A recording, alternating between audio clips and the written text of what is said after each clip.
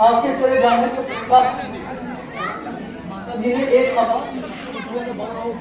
कोई आपकी आवाज में मेरा नाम लेकर मुझे सहायता के लिए बुलाया। क्या कहा? मेरी आवाज में?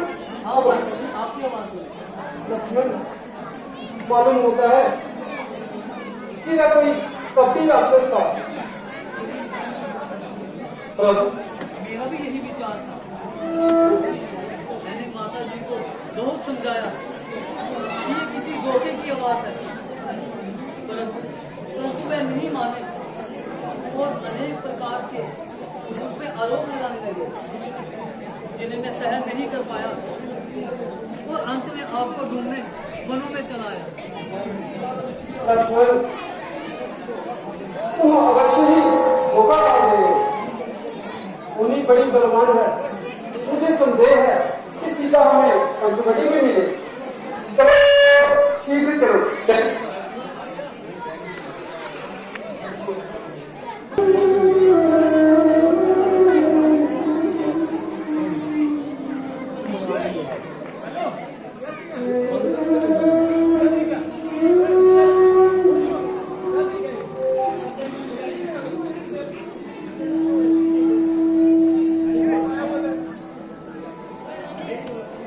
देखो लक्ष्मण, जानकी कुटिया में नहीं है।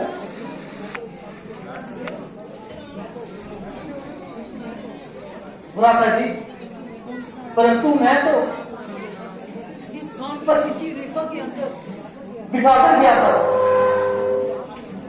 परंतु लक्ष्मण, जानकी यहाँ तो नहीं। क्या बताऊं भ्राता जी, प्राण की गति कुछ कहीं नहीं जा सकती। लक्ष्मण, मैं पहले नहीं जानता था। ये राक्षस बड़े पट्टी होते हैं। अक्सर बातें ही कुछ न कुछ उपद्रव मचा देते हैं। तेरे सीते, तुम कहाँ हो? बोलो मेरी जीवन निधि, तुम कहाँ हो? हम बाकी राम को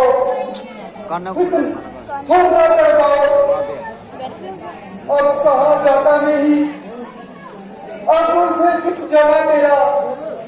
हाय प्यारी, किस तरह देखूं ये शर्माना तेरा। छोड़कर लालों के सुख यूं वनवास में आना तेरा, और फिर रूठ कर मुझसे यूं चले जाना तेरा। सच बताओ, तुम तेरी क्या संकटों के नाम से या हुआ अपराध के नाम से? भ्राता जी, हम इतने दुख कैसे सहेंगे भ्राता जी? इस महान विपत्ति को किस प्रकार सहन करेंगे? हम नहीं लक्ष्मण, देखो जानकी के विरोध में पंचवटी कैसे उदास हो रही है। मानो हर एक कली मीरा में अपने प्राण त्याग रही है। कहाँ मैं फुलवारी, कहाँ मैं देवी उत्कर्षा, जहाँ फूला वाला घर था आज वही उजड़ा चमन है। निसंदेह भ्राता जी, जिस स्थान से हटने का मन नहीं चाहता था, आज वही काटने को आता है। जिस परम कुटी की छाया में विश्राम किया करते थे, आज उसी को देखकर सीधे काम जाता है। देखो ये वृक्ष खूब बड़ी मुझे लगा रहे हैं। जंगल के एक पक्षी मेरी हंसी उड़ा रहे हैं। मरीजों से आप मुझे पागल समझते हैं। ऐसा प्रतीत होता है कि जैसे पंचवटी हमें खाने को आ रही है। लक्ष्मण, पंचवटी हमें खाने को आ रही है। बहुत पुष्ट पंचवटी, तूने ऐसा करोड़ अत्याचार अपनी आंखों से देखा और तेरा हृदय ना पड़ा। बोल क्यों है? अरे कुछ तो बोल। क्या तूने मेरी प्राण प्यारी को खा लिया?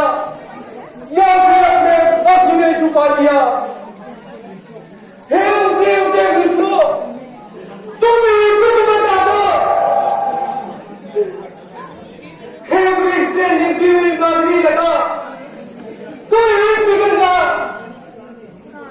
क्या मेरी प्राणेश्वरी को तुमने देखा है?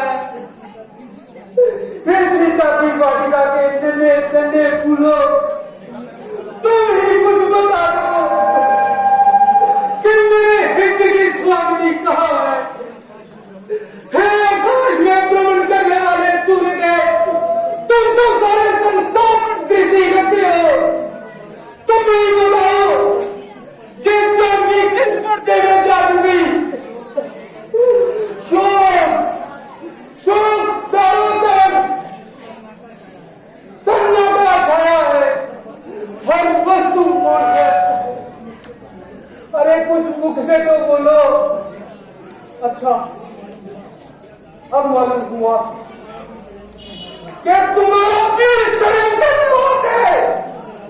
इस चौराहे का मजा तुम्हें अवश्य चखाऊंगा और इस संसार से तुम्हें सत्ता के लिए मिटा दूंगा। राम माता जी, माता जी, राम।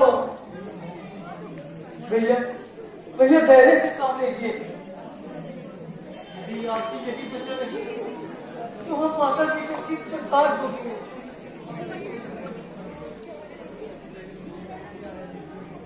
प्यारे लक्ष्मण, अब तुम वापस अयोध्या लो और राजकाज का हाथ बिठाओ। मेरे जीवन का भटक भटक कर इन्हीं वनों में होना है। लक्ष्मण, मैं अयोध्या बता भी नहीं सकता हूँ। वन आते समय माता जी ने कहा जिस प्रकार तुम तीनों एक साथ जा रहे हो, उसी प्रकार तीनों एक साथ वापस आ। मुझे अपना रूप नहीं दिखाना। अब अगर मैं अयोध्या वापिस जाऊंगा तो माता जी को कौन सा मुख दिखाऊंगा? महाराज जनक जब श्री पुत्री के बारे में पूछेंगे तो उन्हें मैं क्या उत्तर दूंगा?